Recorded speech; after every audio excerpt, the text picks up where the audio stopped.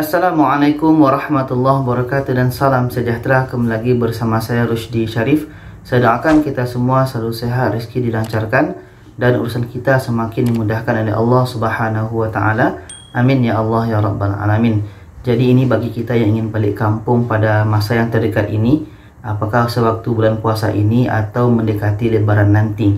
Ada berbagai pertanyaan yang masuk di kolom komentar dan juga ada di IG dan di Facebook. Jadi ini berkenaan dengan daftar IMEI.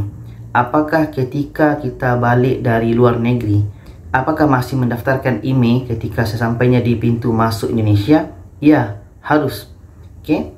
Kita masih harus mendaftarkan IMEI handphone kita ketika kita tiba di Indonesia. Apakah kita daftarkan di bandara atau di tempat bea cukai di daerah kita masing-masing? Karena kalau kita tidak daftarkan nantinya, itu akan berakibat kepada handphone kita tidak bisa digunakan ketika kita sudah berada di rumah kita. Walaupun nanti kita sudah membeli kartu ini, kartu itu, tapi tidak mendapatkan sinyal karena tidak mendaftarkan IMEI handphone kita. Jadi sampai pada waktu yang telah ditentukan, akhirnya bagi handphone yang tidak didaftarkan IMEI-nya akan tidak bisa digunakan. Jadi untuk daftar IMEI ini kita harus tahu bahwa handphone yang tidak dikenakan cukai atau dikenakan denda itu bagi handphone yang harganya di bawah 500 USD atau 500 dolar. Kalau kita bawa ke rupiahnya lebih kurang kepada 7 juta rupiah. Jadi ada lagi yang bertanya, apakah 7 juta ini atau 500 USD ini apakah untuk satu handphone atau gabungan dari beberapa handphone?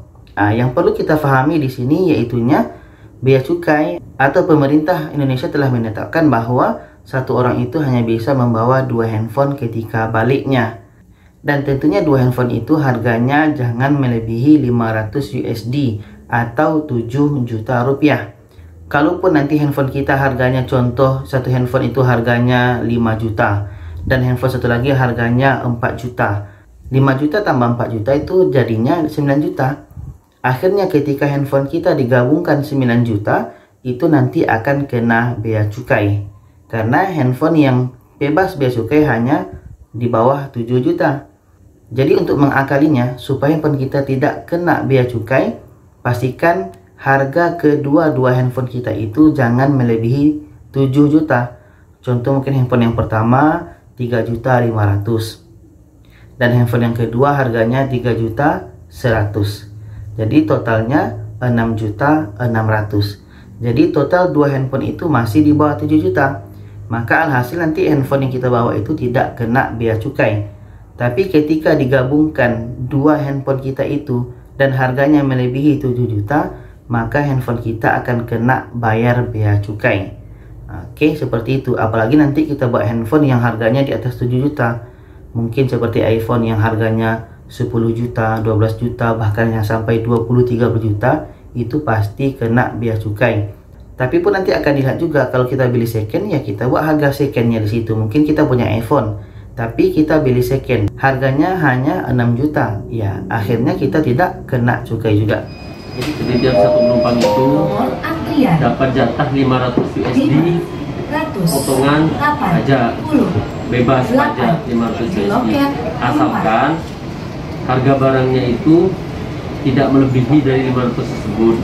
Kemudian mendaftarkan di terminal kedatangan itu maksimal 24 jam sejak kedatangan. Jadi 500 USD itu merupakan akumulasi karena satu orang itu maksimal 2 HP.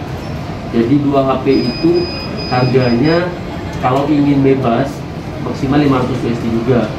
Itu untuk harga 2 HP, bukan per 1 HP. Oh gitu ya Pak.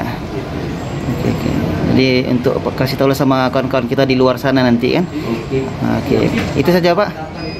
Itu saja. Sudah. Oke, kasih Pak. Jangan lupa bayar pajak. Jadi itulah berkenaan dengan daftar IMEI ini. Semoga kita bisa pahami bahwa ketika kita sampai di pintu masuk Indonesia, kita masih harus mendaftarkan untuk IMEI handphone kita.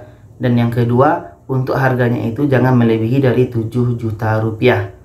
Oke, apakah satu handphone atau 2 handphone, jangan melebihi harganya 7 juta rupiah atau 500 USD atau 500 dolar. Jadi itu saja, semoga kita bisa pahami. Silakan share kepada lainnya. Terima kasih. Wassalamualaikum warahmatullahi wabarakatuh.